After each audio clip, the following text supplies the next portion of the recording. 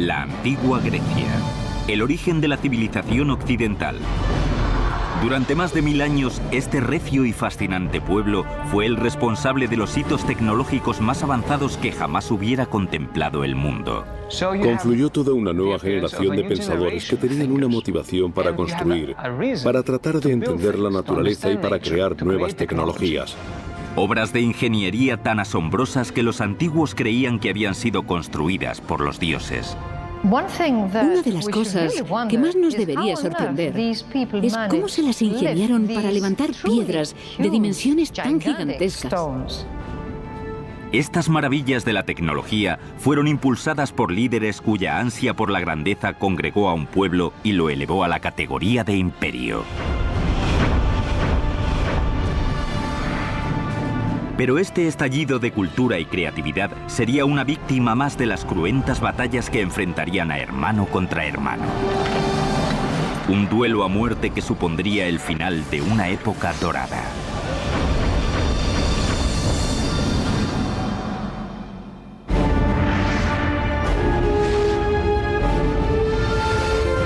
La construcción de un imperio, Grecia. Septiembre del año 480 a.C. Empieza a despuntar el alba sobre la isla de Salamina y sobre el estrecho que la separa de la península griega. La quietud del mar no hace pensar que en pocas horas aquí se librará una sangrienta batalla que al final del día teñirá de rojo el Mediterráneo.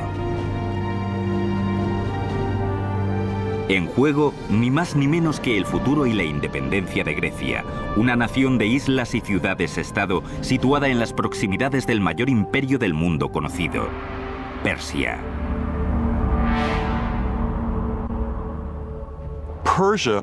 Persia era la superpotencia mundial de su época. Gozaba de una riqueza y confianza enormes. Era el imperio más multiétnico y multicultural que el mundo había contemplado. Una fuerza invasora persa de dimensiones épicas se asomaba por el horizonte. Una flota de 700 buques que transportaba a 150.000 guerreros decididos a anexionar Grecia a su imperio. Pero un almirante y estadista griego llevaba preparándose muchos años para un momento así, y estaba listo para la batalla. Se llamaba Temístocles. Pero hacerle frente a Persia, la mayor superpotencia mundial de aquella época, no sería tarea fácil para Temístocles. Hola, soy Peter Weller. En primer lugar, la flota persa doblaba en número a la griega. Y en segundo lugar, Temístocles se enfrentaba al escollo casi insalvable de tratar de aunar bajo un solo mando a un grupo de guerreros sin más en común que sus continuas disputas entre sí. El lado bueno del desarrollo civil de la antigua Grecia era que cada una de las ciudades-estado era una especie de mini-nación independiente y autosuficiente dentro de Grecia. Y el lado malo de ese desarrollo civil era precisamente su sistema político de ciudades-estado. Y es que si bien todas ellas hablaban la misma lengua y adoraban a los mismos dioses, no se puede decir que hubiera un sentimiento de unidad nacional. Sus únicas prioridades las dictaban los asuntos regionales y culturales de cada ciudad. Resumiendo, cuando no se llevaban mal, se llevaban peor que mal.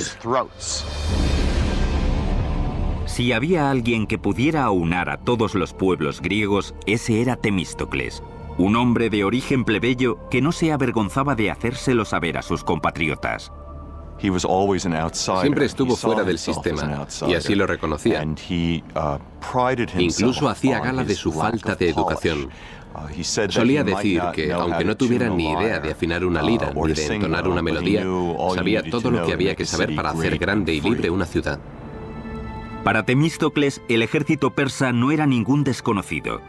10 años antes, un pequeño contendiente imperial ya había invadido Grecia por primera vez y había combatido contra los atenienses y sus aliados en Maratón.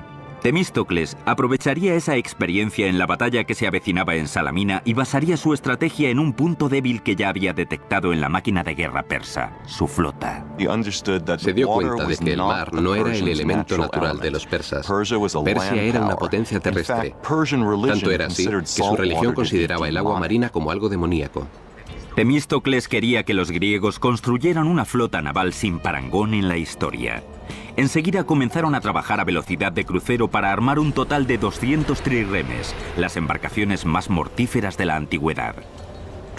Un trireme tiene una eslora de casi 40 metros. Es ligero y estilizado y está rematado con un espolón de madera cubierto de bronce al nivel del agua. Ese es el arma ofensiva del trireme. Se podría decir que era una especie de misil tripulado. El trireme era empujado por 170 remeros apostados en 3 niveles distintos, 62 en el nivel superior, 54 en el medio y 54 en el inferior. En este último, los remeros estaban sentados a tal profundidad que las portillas de los remos no levantaban más de 45 centímetros de la superficie del mar. Era un barco de madera impulsado por remos. Podía alcanzar los 8 o 9 nudos de velocidad, algo asombroso para la edad antigua, y podía atacar con un misil.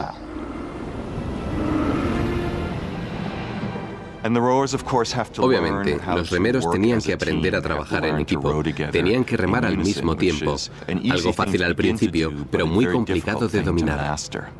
La armada de trirremes de Temístocles estuvo terminada en pocos años, justo a tiempo para su uso. En la primavera del año 480 a.C., Persia inició una invasión masiva de los territorios griegos. Temístocles era consciente de que la flota persa prácticamente doblaba en número a la griega, así que urdió un sencillo pero ingenioso plan para aunar sus tropas y equilibrar la balanza. Tenía que convertir el inconveniente de que los griegos tuvieran menos barcos que los persas en una ventaja. Así que tuvo que atraer al enemigo hasta un campo de batalla en el que no pudiera entrar con todos sus efectivos. De ese modo, él podría concentrar sus fuerzas y atacar. Y el mejor lugar para llevar a cabo esa táctica era el estrecho de Salamina. Temístocles se sirvió de un ardid para llevar a la armada persa hasta la zona del estrecho.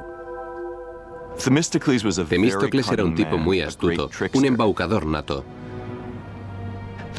Sabía que los persas preferían ganar las batallas mediante la diplomacia, la intimidación y el soborno de traidores. La víspera de la batalla, Temístocles envió a un sirviente de confianza al campamento persa, al otro lado del estrecho. El sirviente fingió ser un traidor y le reveló al rey persa que entre las tropas griegas reinaba la confusión y que si partían con sus naves por la noche, a la mañana siguiente lograrían sorprenderles. Los persas mordieron el anzuelo.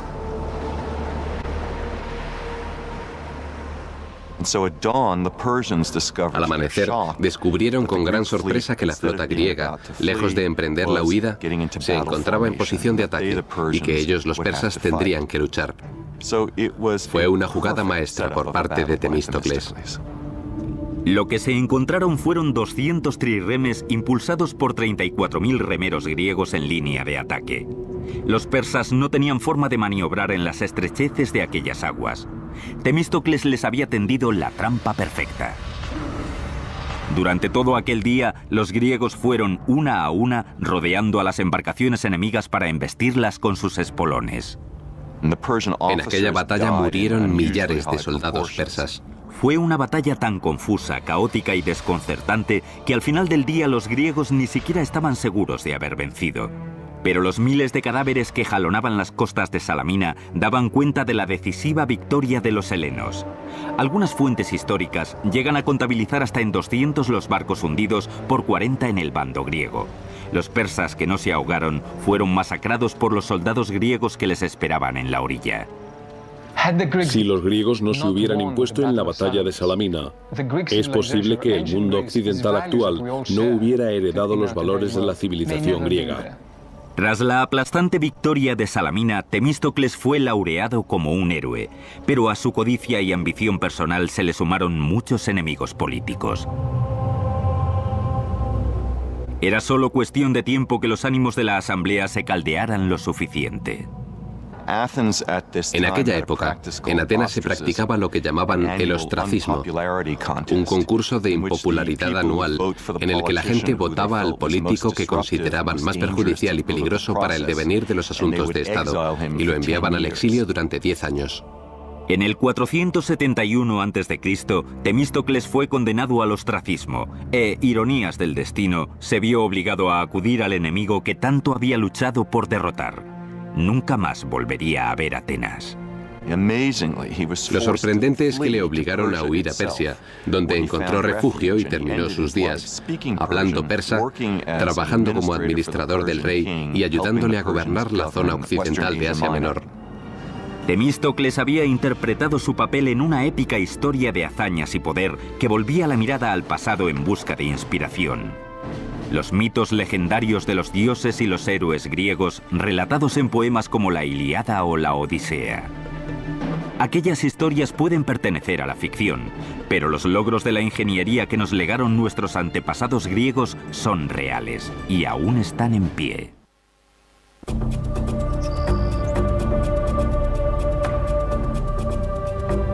En el año 1300 a.C., un pueblo que hablaba una variante rudimentaria del griego había ocupado grandes extensiones de la península helénica. Se trataba del pueblo micénico, cuyas guerras y escándalos, logros y hazañas alimentaron durante años la leyenda y pusieron los cimientos de la civilización griega.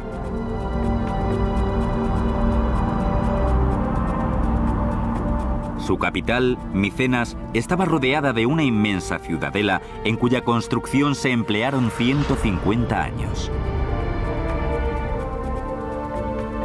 Según la leyenda, era de esta ciudad de donde partieron los micénicos, liderados por un rey llamado Agamenón, cuyas épicas cruzadas quedaron reflejadas en el siglo VIII a.C. de la mano del poeta Homero en dos de los relatos más famosos de la historia, la Ilíada y la Odisea.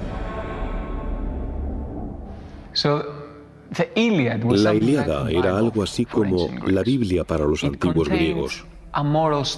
Estaba llena de moralejas que te decían cómo conducir tu vida. Describía a los dioses y la religión, pero también el carácter humano, y proponía ideas sobre las que reflexionar. Los relatos de la Ilíada y la Odisea forman parte del imaginario occidental. El rapto de Helena por París, el asedio de Agamenón a Troya durante 10 años y el gigantesco caballo de madera que los griegos usaron para entrar en Troya y destruir la ciudad. A pesar de lo heroico de las hazañas de Agamenón durante la guerra troyana, su recibimiento en Micenas no fue precisamente el que se le brinda a un héroe. Fue asesinado por su propia esposa.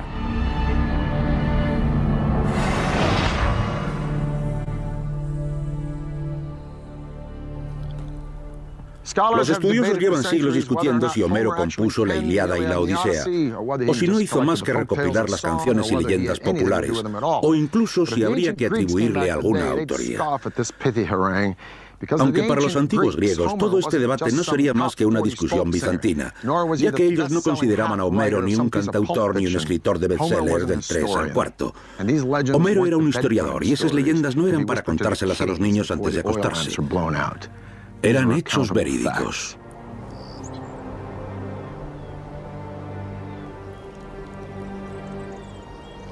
Esto es lo que queda de Micenas, la capital de la que habla Homero y sobre la que muchos queremos creer que un día reinó Agamenón. Estas ruinas nos demuestran que aquellos primeros griegos no solo dominaban las técnicas arquitectónicas, sino que eran capaces de verdaderas obras de arte. A medida que nos acercamos a Micenas, lo primero que vemos son los muros de la fortificación. Resultan verdaderamente impresionantes. A una le invade una sensación de majestuosidad. Los muros de la ciudadela de Micenas están reforzados con bloques de piedra de unas 10 toneladas de peso cada uno. Fueron diseñados con tal precisión que cada bloque encaja perfectamente en su lugar junto a los demás.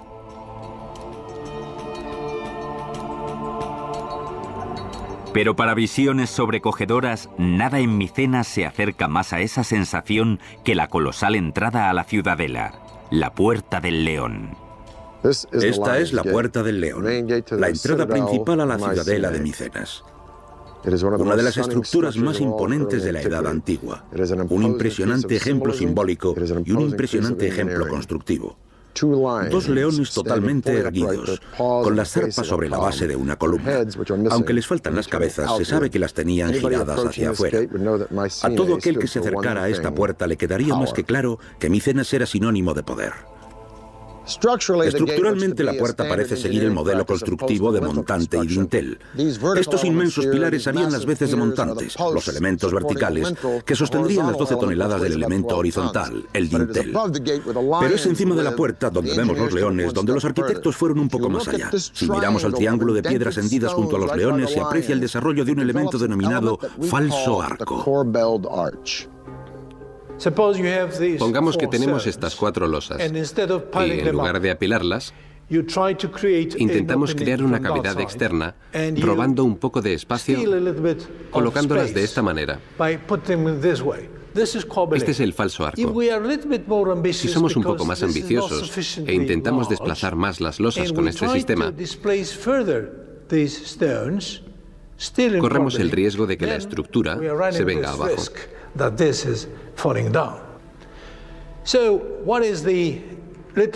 ¿Cuál es el truco para ganar más espacio y evitar la inestabilidad?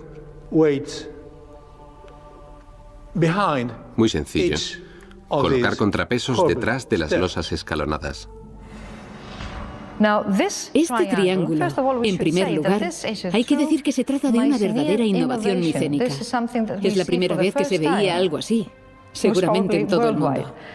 Así que era algo realmente novedoso. Pero los arquitectos micénicos llevaron el falso arco un poco más allá. Aprovecharon la idea para crear un revolucionario espacio interior llamado falsa cúpula. Esta cúpula solo se había utilizado en un tipo de construcción, las tumbas. Al igual que los egipcios, los micénicos erigieron estructuras increíbles para albergar a sus líderes en la otra vida. A estas tumbas se las denominaba zolos. Su construcción se apartaba de todo lo que los arquitectos micénicos habían hecho hasta entonces. La estructura circular no formaba parte de las concepciones arquitectónicas de los micénicos. Ellos trabajaban con líneas y ángulos rectos. Así que el círculo era exclusivo de este tipo de estructura. Lo que nos lleva a pensar que quizá era visto como un símbolo de la muerte. La construcción de los zolos era toda una hazaña. El primer paso consistía en horadar una ladera. Primero se cavaba una trinchera que formaría el dromos, que en griego significa carretera o camino. En este caso, es un sendero hacia la tumba, flanqueado por estas losas almendradas dispuestas a lo largo y a lo ancho. Hace 3200 años, en el 1200 a.C., cualquier visitante que avanzara por este dromos contemplaría la impresionante e imponente estructura de esta puerta de acceso. La puerta estaba enmarcada por 2 gigantescas columnas esculpidas en mármol verde macizo, con diseños ascendentes en zigzag y en espiral. Cada una de estas enormes piedras tiene más de 75 centímetros de altura. Hay 33 hileras de piedras dispuestas en una estructura cónica, y cada hilera tenía que sobresalir un poco para conseguir este efecto de falsa cúpula. Luego se igualaba la superficie para suavizar la forma. Para poder estabilizar la estructura, se necesita una presión constante de fuera hacia adentro, como la que ejerce la tira metálica sobre los tablones que dan forma a los barriles. Esta presión venía de la tierra. A medida que construían, acumulaban tierra alrededor, de tal manera que cuando habían terminado la estructura de colmena del interior, al mismo tiempo habían formado todo un montículo de tierra alrededor. Cerca del año 1100 a.C., esta primera civilización griega se desintegró y desapareció súbita y misteriosamente. Hay muchas teorías sobre lo que ocurrió. A mi parecer, la principal habla de las tribus bárbaras que vinieron de las estepas y atacaron a las civilizaciones de Egipto y de Mesopotamia, y que acabaron con sus rutas comerciales. Ese sería su fin. Con la caída de Micenas, Grecia entró en una etapa oscura. Durante 4 siglos su cultura se sumió en un profundo sueño. Hasta el siglo VIII a.C., cuando las ciudades-estado empezaron a desarrollarse y florecer. Cada una de ellas forjaría su propia identidad y competiría con las demás por hacerse con el dominio económico, militar y tecnológico. Una isla en concreto, Samos, sería conocida por una de las proezas que más asombraría a los antiguos: mover las montañas para llevar el agua hasta los pueblos.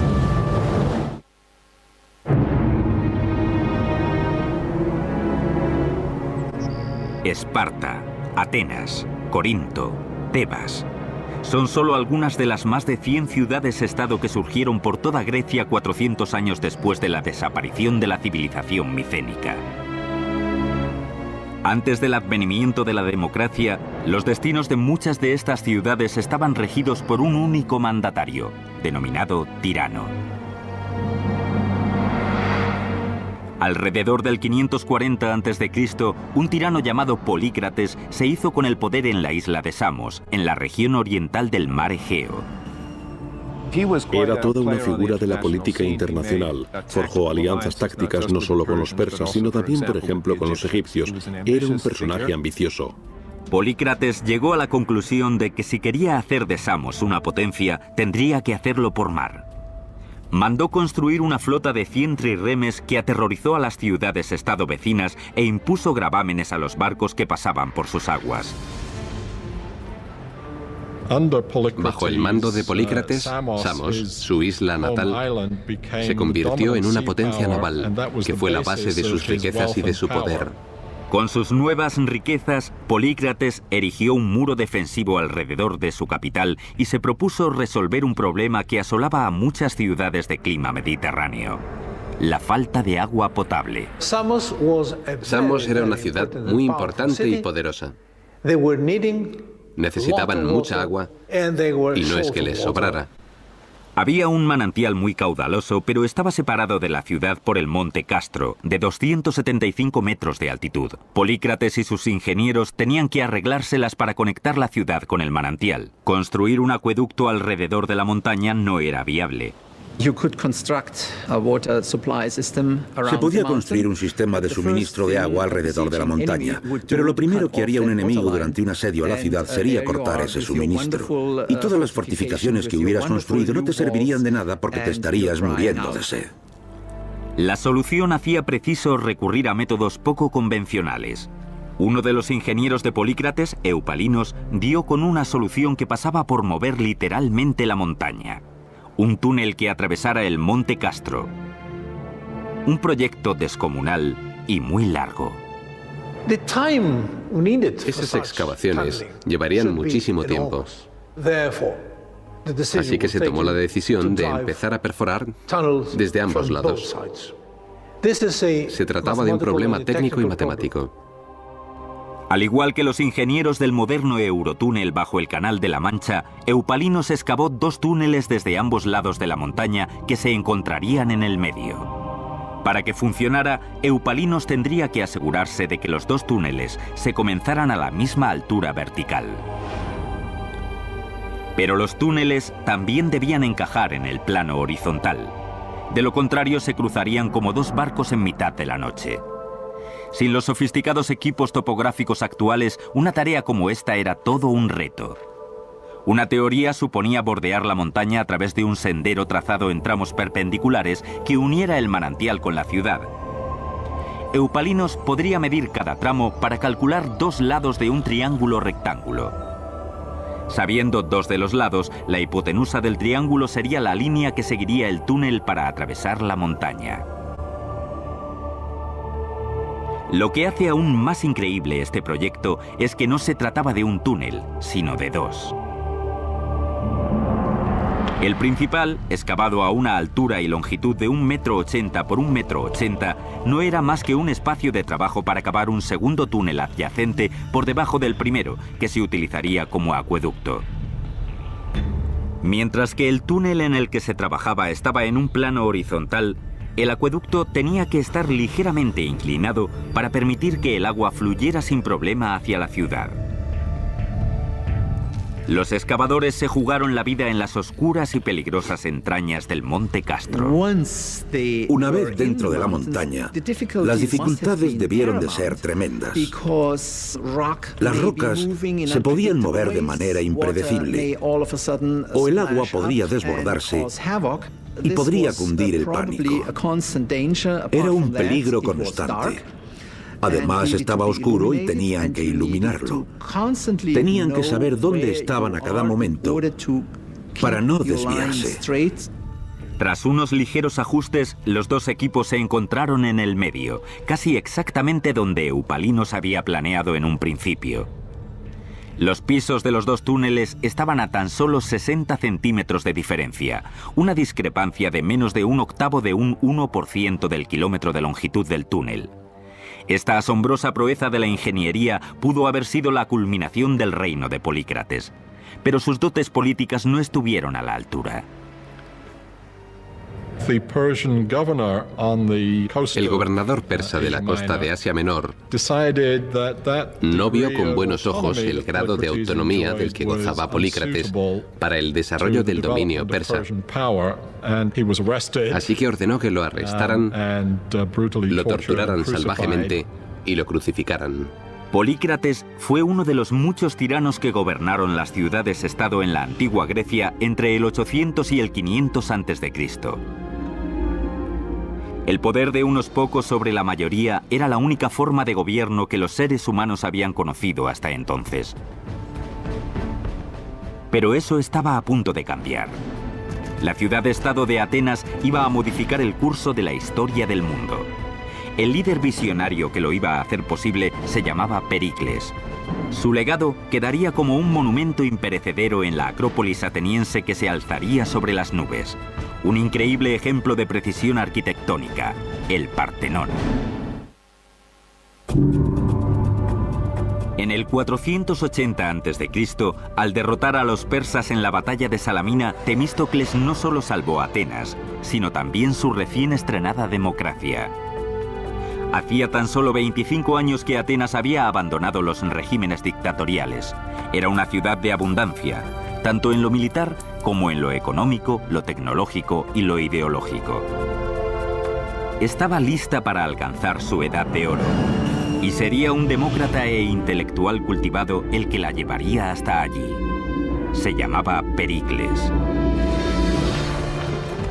Pero Pericles también reforzaría el dominio ateniense sirviéndose de amenazas, sobornos e incluso de la fuerza bruta.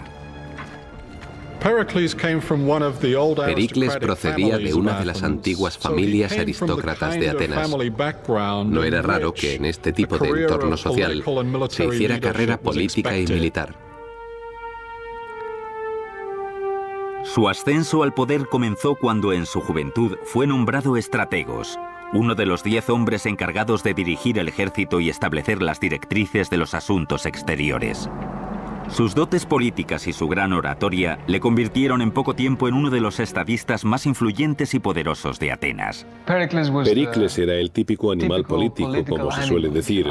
Era un político nato. Era capaz de convencer con sus palabras y estaba plenamente dedicado a su trabajo. Pericles se hizo con el gobierno de la ciudad en el 461 a.C.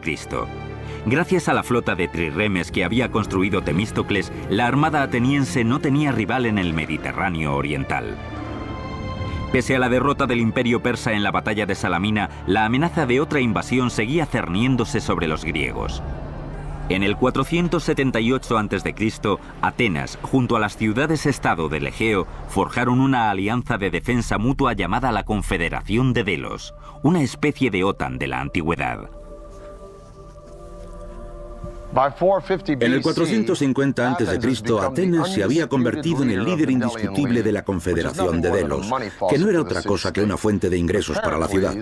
Y Pericles, como líder indiscutible de Atenas, supo destinar esos ingresos a la construcción de gigantescos edificios públicos que reflejaban el esplendor y la grandeza de Atenas. Según la leyenda, Poseidón, el dios griego del mar, y Atenea subieron hasta la Acrópolis para competir por el patronazgo de la ciudad. El resultado lo decidirían sus habitantes. Poseidón golpeó el suelo con su tridente y brotó un manantial. Atenea hizo lo mismo con su lanza y brotó un olivo, que no solo prometía sustento para los griegos, sino también una fuente de riqueza comercial. Así fue como Atenea se convirtió en la patrona de la ciudad. A lo largo de los siglos se erigieron varios templos a la diosa, la mayoría de ellos derruidos. Pero le correspondería a Pericles legar al mundo el epítome de la arquitectura griega de la antigüedad, el Partenón.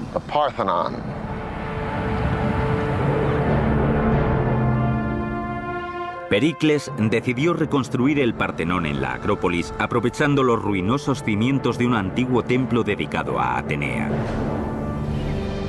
Se necesitaron miles de trabajadores y de artesanos para dar forma a este majestuoso templo. Y costó más que cualquier otra construcción griega hasta la fecha, 30 millones de dracmas, es decir, miles de millones de euros. Es una cantidad astronómica, pero no hay que olvidar que se trataba de un gigantesco proyecto estatal.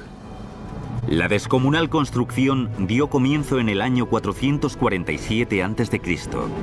El Partenón tendría una longitud cercana a 2/3 de un campo de fútbol, con un perímetro de 70 metros de largo y 33 de ancho. El primer reto era extraer el mármol de una cantera situada a 16 kilómetros de la ciudad. En total, se necesitarían unas 30.000 toneladas de piedra blanca y fina. En la cantera se usaban las grietas naturales de las rocas para separar los gigantescos bloques de mármol de la ladera. Lo primero es localizar las grietas y calcular si la pieza de mármol se ajusta a mis necesidades concretas. A continuación, hay que colocar cuñas en las grietas horizontales y verticales. Las cuñas no podían ser de madera. Tenían que ser de hierro, porque se les podía imprimir mucha más energía al martillearlas al mismo tiempo. La idea era que la tensión concentrada ayudara a quebrar y a agrietar aún más el material. Una vez listos los bloques, los obreros usaban palancas, sogas y poleas para mover el mármol y prepararlo para su traslado a la Acrópolis. Pero los accidentes eran frecuentes. El riesgo de que estos grandes bloques se desprendieran y mataran a alguien era enorme. Pero extraer y transportar el mármol desde la ladera de la montaña no era más que la mitad del camino. Los ingenieros del Partenón tenían que encontrar la manera de elevar estos mamotretos de mármol de 10 toneladas y erigir el mayor templo que el mundo hubiera contemplado. En julio del 447 a.C., dieron comienzo los trabajos de construcción de un majestuoso templo en la Acrópolis ateniense. El Partenón fue el legado de Pericles, un ambicioso líder que llevaría a Atenas a una edad de oro nunca vista en Grecia. Era una declaración. Somos la ciudad más poderosa de Grecia. Somos el centro de la democracia y de la libertad de pensamiento. Somos el mejor pueblo. Tenemos el mejor ejército y la mejor flota. Somos los líderes. El Partenón se alejaría del modelo clásico de la época, que consistía en una planta hexagonal con 6 columnas en cada punta y 13 en los lados. El Partenón seguiría un patrón octogonal más grande, de 8 por 17 columnas. Sería una construcción muy distinta, porque hasta entonces todas tenían las mismas proporciones. Pero al hacerla más grande, hay que ampliar la escala y darle una dimensión extra. Las columnas soportaban el grueso de la estructura.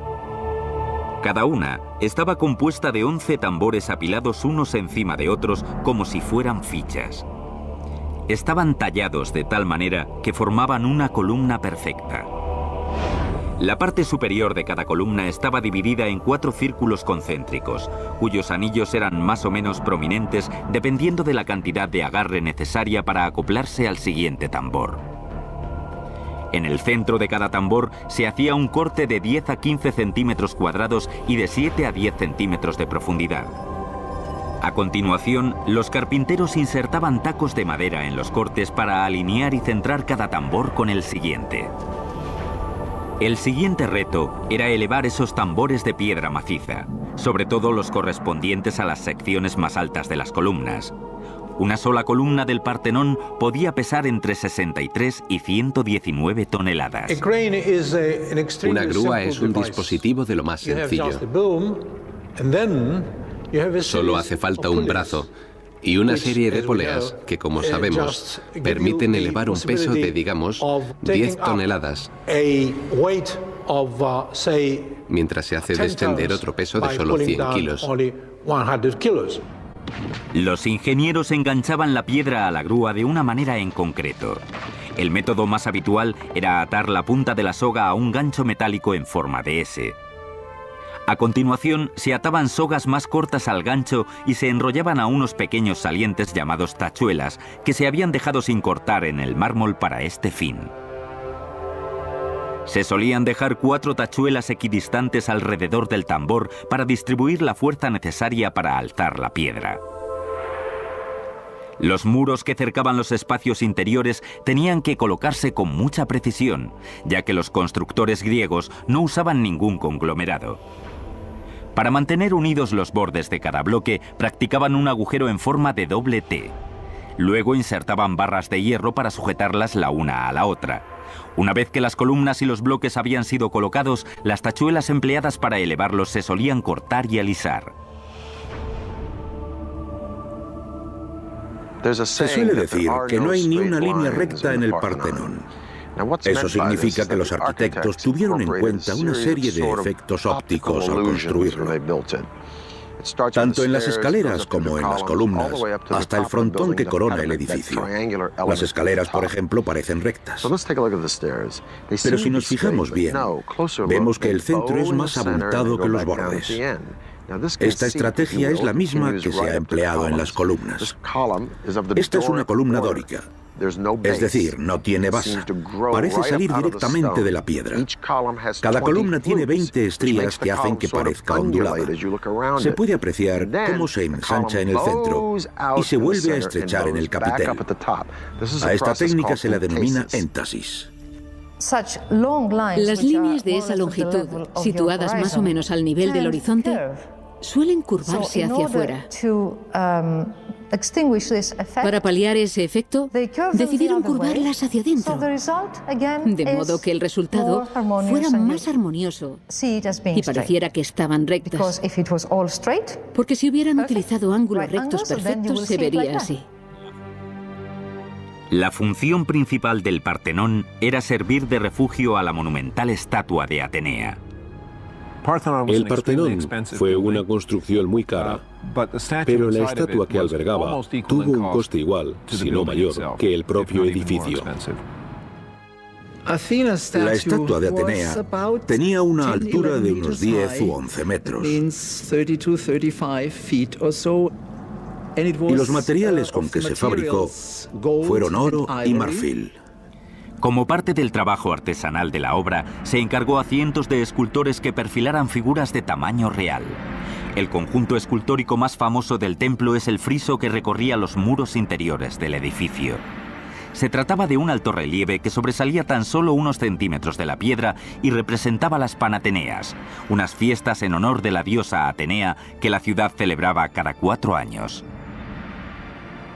Lo que queda hoy en día en el lateral del Partenón son los restos de mármol blanco del edificio. Antiguamente, no solo las esculturas, sino muchas otras partes estaban decoradas con muchas pinturas. Pero no todos los atenienses quedaron cautivados por el Partenón. Algunos lo consideraban un adefesio, además de un monumento a la gloria de Pericles. Muchos atenienses odiaban el Partenón y los demás templos. Los veían como una afrenta, como algo horrible. A Platón, por ejemplo, le horrorizaban. Eso era lo que pensaban muchos atenienses cuando miraban a sus lugares sagrados y veían esos edificios tan novedosos, que no tenían nada que ver con el pasado.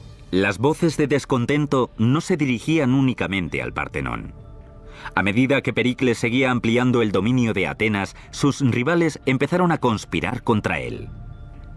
No tardaron en arremeter contra sus socios más próximos. La primera de la lista era una bella y cultivada mujer llamada Aspasia, un miembro de la élite social de las heteras y consorte de Pericles.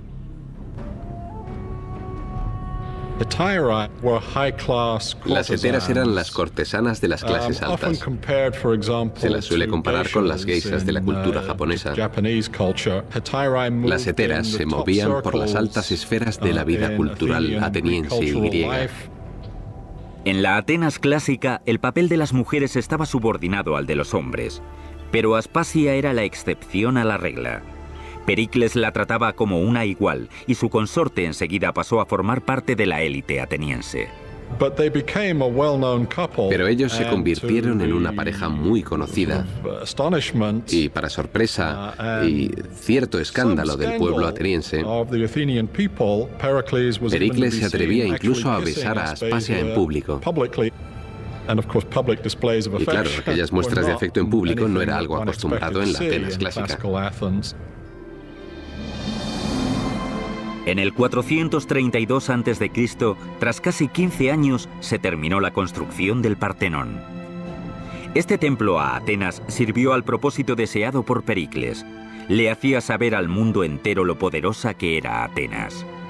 Resulta irónico que la supremacía que simbolizaba aquel edificio estuviera languideciendo mientras la de su archienemigo, Esparta, iba en aumento.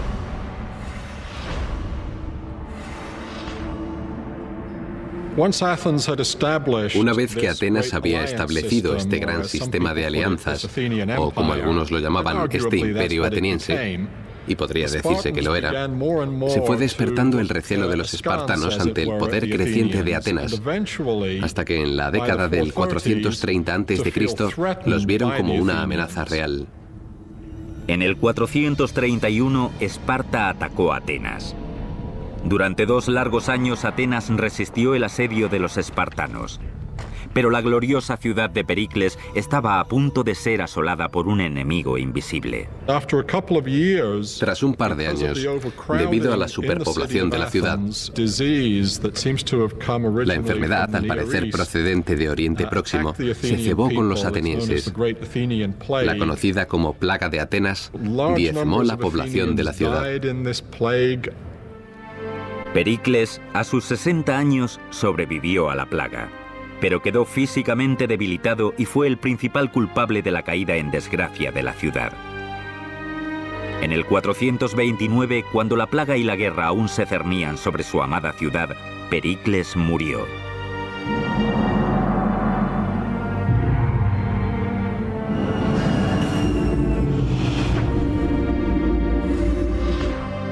El sangriento y brutal conflicto entre Atenas y Esparta, conocido como la Guerra del Peloponeso, se prolongó otros 25 años hasta que, por fin, en el 404 a.C., Atenas fue derrotada. Al término de la Guerra del Peloponeso, la época de Pericles y el dominio de Atenas ya eran historia. Pero las maravillas de la cultura y la arquitectura griega aún perviven. Es una ironía que aquellos a través de los cuales nos ha llegado este fantástico legado clásico no fueran atenienses.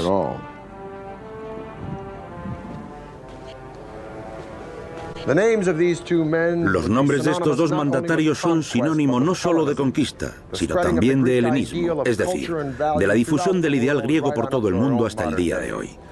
Uno fue Filipo II de Macedonia y el otro su propio hijo, el hombre que sería la envidia de todo general y emperador desde Julio César hasta Napoleón o el general Patton, el hombre que atravesaría la mayor parte del mundo conocido en tan solo 33 años de vida, el estudiante de Aristóteles que se autoproclamaría Dios, Alejandro Magno.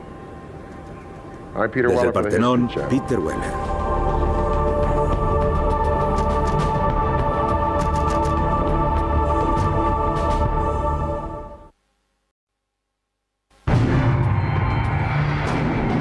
La antigua Grecia, el origen de la civilización occidental.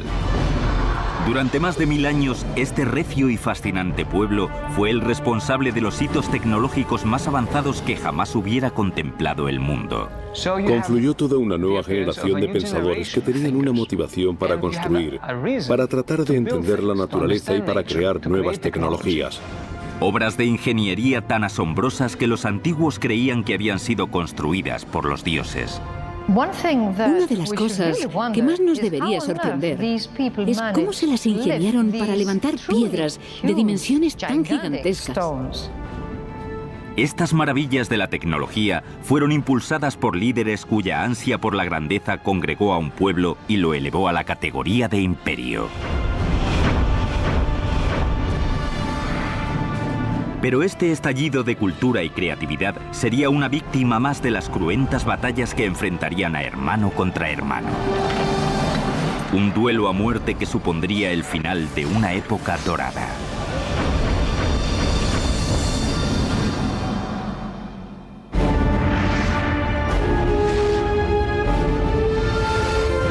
La construcción de un imperio, Grecia. Septiembre del año 480 a.C. Empieza a despuntar el alba sobre la isla de Salamina y sobre el estrecho que la separa de la península griega. La quietud del mar no hace pensar que en pocas horas aquí se librará una sangrienta batalla que al final del día teñirá de rojo el Mediterráneo.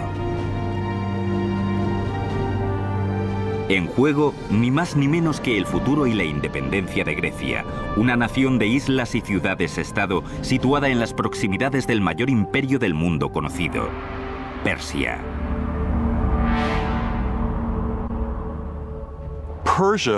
Persia era la superpotencia mundial de su época. Gozaba de una riqueza y confianza enormes. Era el imperio más multiétnico y multicultural que el mundo había contemplado. Una fuerza invasora persa de dimensiones épicas se asomaba por el horizonte.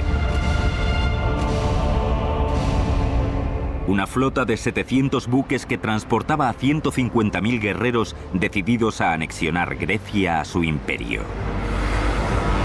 Pero un almirante y estadista griego llevaba preparándose muchos años para un momento así, y estaba listo para la batalla.